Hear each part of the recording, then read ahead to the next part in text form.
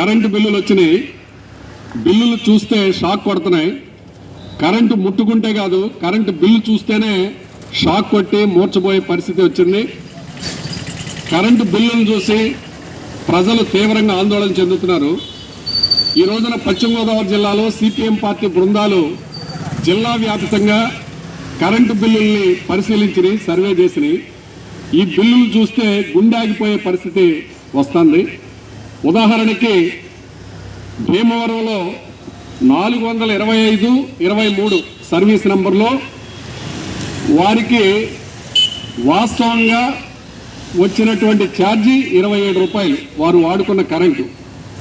కానీ దానికి fixed charge 30 రూపాయలు, కస్టమర్ ఛార్జీ 25 రూపాయలు, ఇంధన సర్దుబాటు ఛార్జీ 267 రూపాయలు, ఇంధన సర్దుబాటు ఛార్జీ 102 రూపాయలు. ఇవన్నీ కలిసి 447 రూపాయలు అయింది బిల్లు. అంటే అసలు బిల్లు వాడుకున్నది 27 రూపాయలు అయితే ఇప్పుడు ఆ కస్టమర్ కట్టాల్సింది 447 రూపాయలు. అంటే అసలు బిల్లు 6% అయితే కస్టమర్ కట్టాల్సింది 94% అయింది.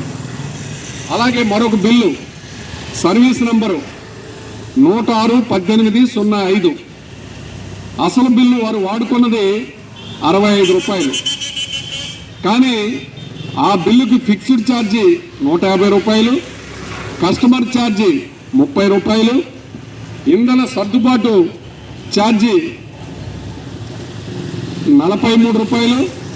ఇవన్నీ కలిసి 288 రూపాయలు అయింది.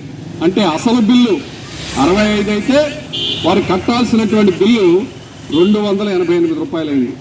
ఇలాగే అనేక బిల్లులు ఇక మేము